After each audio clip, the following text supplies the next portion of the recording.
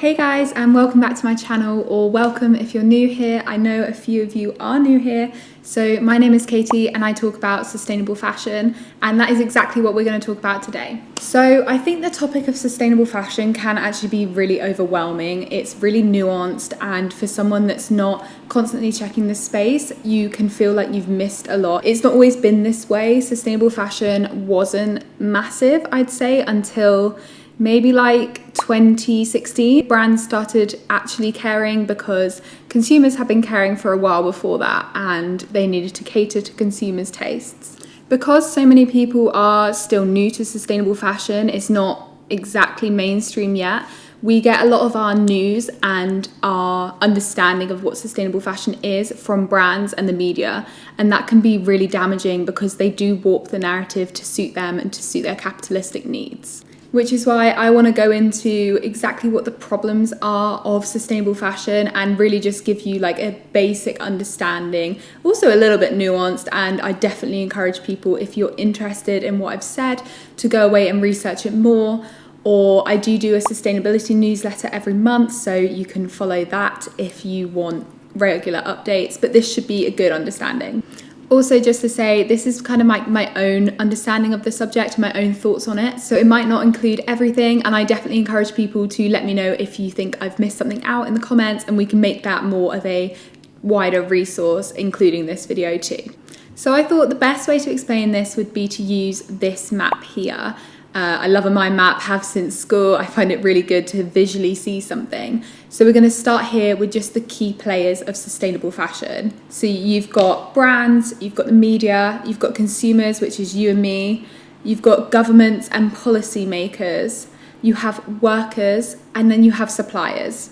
And all of these groups are kind of interlinked together, and I'm going to go into that more as we kind of break each group down. But that's the real big understanding here, that sustainable fashion encapsulates all of these people, and if you have a policy for sustainable fashion that's not including multiple of these groups, then it's not going to work. Okay, so I think let's start with suppliers. So when you break into the kind of problems suppliers are facing with sustainable fashion right now, and have been facing since the fashion industry kind of came about, these are the three main issues that come to my mind. So you've got lack of power, and you've got an exploitation from brands who have the power, economic power, but also political power, from the global north, which is where many brands are situated, to the global south, which is where many suppliers are. A major issue is the supply chain we currently have with fashion. You've got multiple places along the supply chain, and a lot of them are really dependent on fossil fuels for their output and their running. The manufacturing supply chain actually makes up 96% of a fashion brand's environmental impact. So obviously it's a little bit more nuanced than that, but the supply chain is where you can make a massive environmental impact really quickly if we focus our efforts on cleaning it up. You then have this third branch, which is lack of transparency and accountability in the supply chain. And again, this is back to brands, and we'll put brands on here now so you can see how this interlinks. But brands often delegate responsibility to their suppliers, and in that way they can get rid of their accountability for when something goes wrong.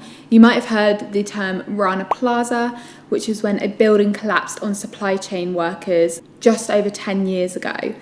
And brands, many well-known brands, got away with not taking responsibility for this, not giving workers compensation or helping to create better working conditions, because they said that it was the supplier's job to do this. And since they had no real idea about who their suppliers are, because it's third party, they asked someone else to go lease them a supplier, they don't necessarily have a link back to them. They basically said, we have deniability, so we don't have to do anything about it. And that's a massive issue in the fashion industry, and one that definitely needs to be solved if we are to make supply chains better. Okay, on to brands then. And I think the biggest issue with brands, which they often try to sweep under the rug, is overproduction. They are responsible for so much adverse environmental impact. Fashion itself is a really energy intensive, water intensive, fossil fuel intensive business, and for so long it's been under-regulated. Brands can just get away with so much, and we need to hold them to account for this.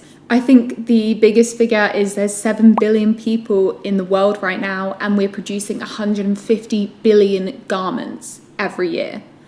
It's just too much. It's overwhelming, the amount that the fashion industry is creating. And when they talk about sustainable fashion and they don't mention the massive rate of overproduction that's happening, it's immediately greenwashing to me. A lot of sustainable fashion recently has talked about the use of sustainable materials. You might have heard of organic cotton, viscose, linen. And while these are theoretically sustainable materials, it's often not coming out like that in reality. For example, organic cotton is really hard to grow, and it's really intensive and expensive for cotton farmers. And these are unfounded reports. They're just sort of like hints and whispers, but I would not be surprised if this story breaks in the next year, saying that a large majority of our organic cotton that the global north is consuming is actually just cotton. Basically what I'm saying is there's always another side to a sustainable material that you're not thinking about. Like viscose was touted as really sustainable by brands trying to push this, but actually it's responsible for a lot of deforestation. The next pointer I'd say we briefly touched on, which is swaying public opinion. Brands have a lot of control of the narrative because they are the ones with the money for advertising, so it can be dangerous given that they are the ones that often shape public opinion when it comes to sustainability, and they will do that in their favour rather than the favour of the planet or the people. This is where a lot of greenwashing comes in, which is just really just trying to push you capitalism, buy now, buy this, rather than actually thinking about what's good for the environment. Let's go on to media now, because they are also responsible for swaying public opinion. Media and brands are really closely linked, especially traditional media, because traditional fashion magazines often have advertising slots for brands who are then necessarily paying the media to operate. So they're not going to go against brands when it comes to speaking out about overproduction or slave labor or any other issues, because they know their funding will get pulled. Again, also, traditional media want to sell you stuff. That's their job, right?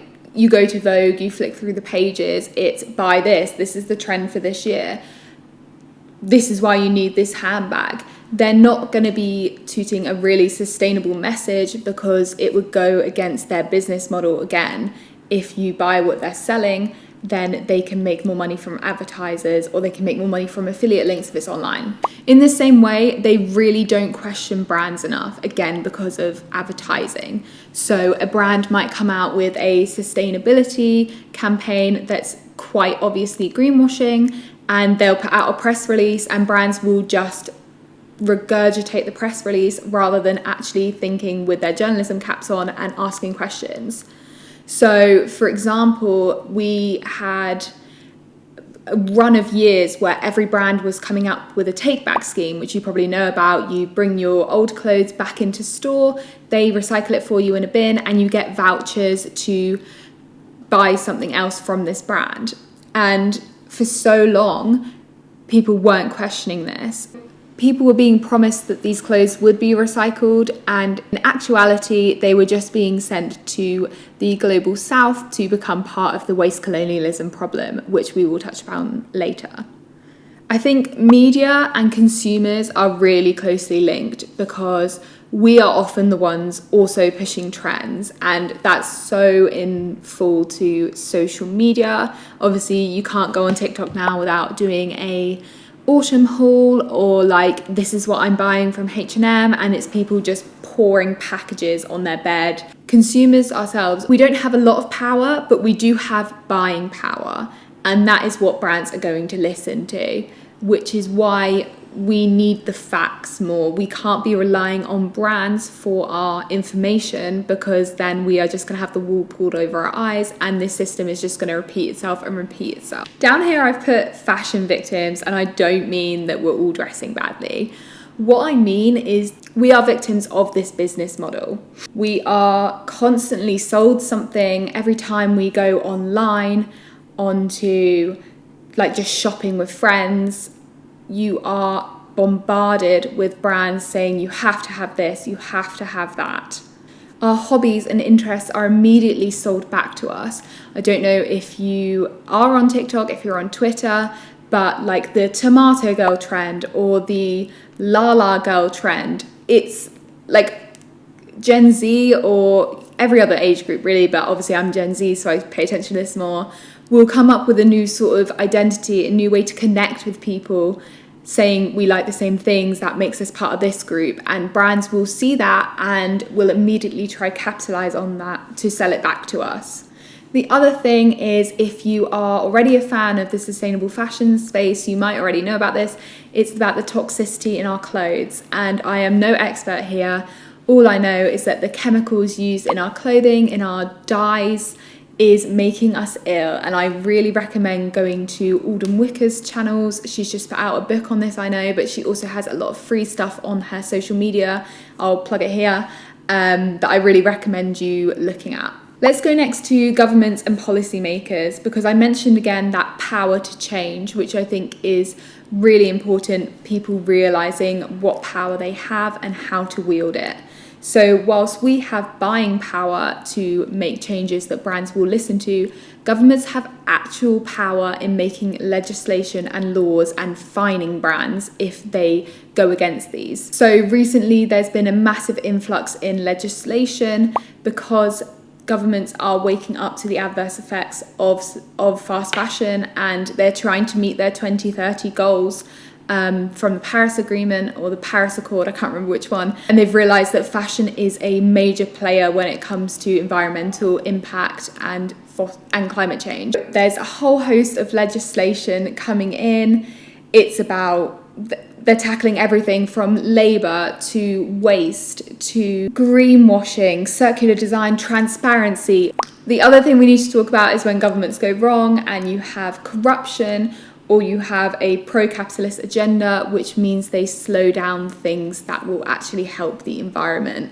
Often this is maybe brands fighting back against legislation by saying it's too hard and the government wielding. We've seen that a little bit in the EU, in the UK, but really we need governments to be sticking to their guns when it comes to this. Why are we listening to brands?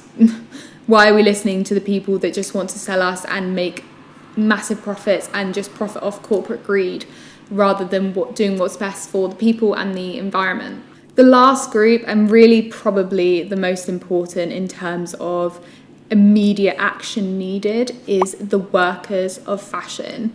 And when I say workers, really we need to split this into two groups, because you have supply chain workers who are in the factories making your clothes.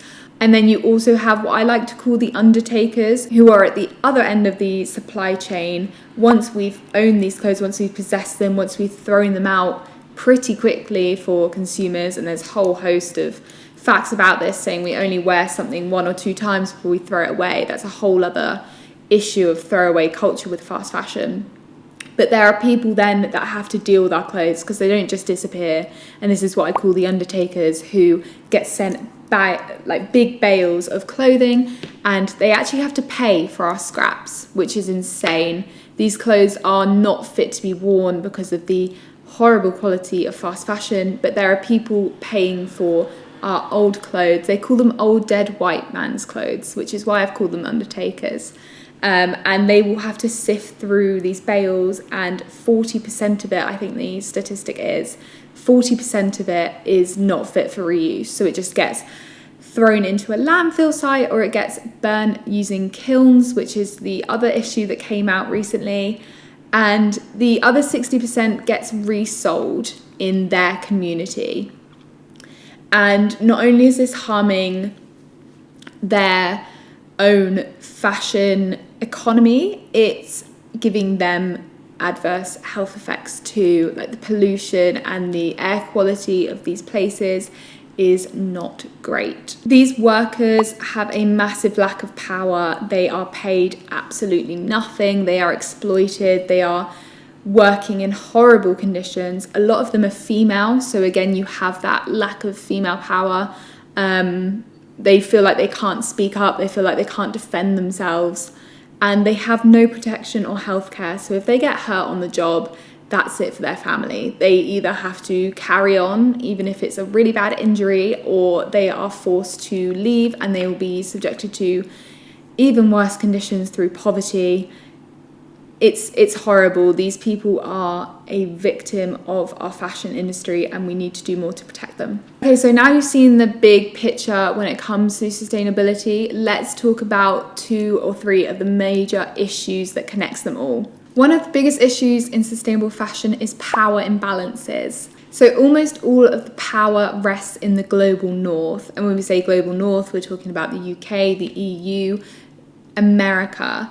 We have all the power, and we are pushing that power onto the global south, who often are developing countries. They don't have as much power politically, economically, and they are the ones that have to deal with the really adverse effects of fashion. Whether that's environmental impacts, whether that's health impacts, whether that's economic impacts, we are pushing that on them, and they can't really say no. Out of all 6 groups, brands have the most power combined over anyone. They have power over their supply chains, they have power over the supply chain workers, they have power over governments, they have power over the media.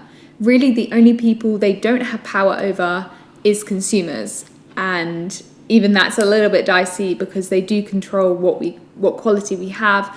We just have the power to refuse it.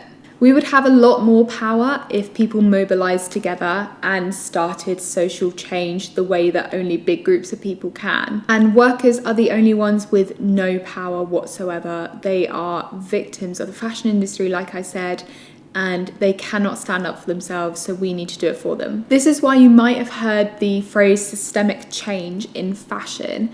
It's referring to the fact that in order to actually change the industry, in order to actually make it more sustainable, we need to address all of the industry as a whole. We can't just fix holes and address one thing at a time. It needs to be a complete revamp because all of these things are relying on each other. I think the biggest issue when it comes to sustainable fashion is who is going to pay for it.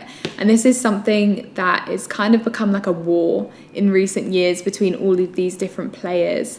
Suppliers want brands to pay for it, brands want suppliers or governments to pay for it, or consumers, which is really cheeky. Have you noticed that if you buy something from a sustainable collection from H&M, for example, it will be more money than their regular collection, even though they really don't need to do that. They're making gross profits, and they could stand to pay a little more for fabrics or to pay a little more to their workers, and they don't have to put that onto consumers. This is really a smear campaign because brands are forcing us to take the weight or the cost of sustainable fashion, so we're more likely to turn away from it when they could easily pay the difference and help build a more sustainable fashion industry. They just don't want to. It's corporate greed. Anyway, let's quickly talk about the progress when it comes to sustainable fashion. So you've got growing consumer awareness of greenwashing and the need for better practices, and this is really important.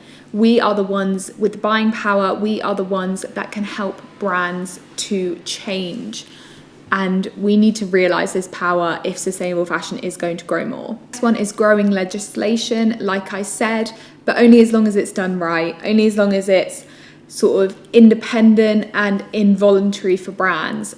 Often before now, sustainability reporting has been really voluntary for brands, so they can release what they want to say, they have no one holding it over them, and they can control the narrative.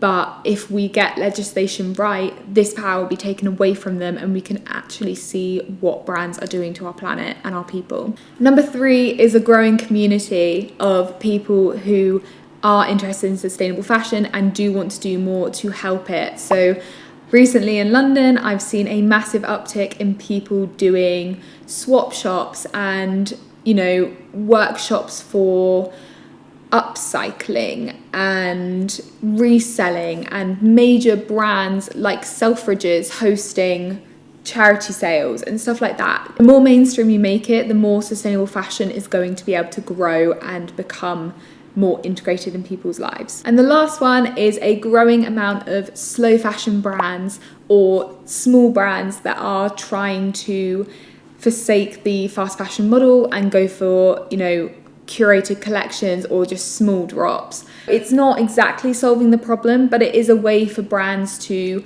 create less and also get the hype of something selling out really quickly. I've talked about this before, about small collections and how they could be the future for brands. Okay, I think that's all I have to say. I've just spoken for so long. So I hope you enjoyed it. I hope you found it really useful. If I've missed something out, please let me know in the comments. We can turn this video and the comments into a really big resource and a great jumping off point for people to go on and learn more. Let me know if you want similar videos like this, or if you want me to expand on a topic, or you want me to clarify something. I'm happy to do a follow-up video. But yeah, I hope you enjoy and I hope you have a lovely week. I'll see you next one. Bye.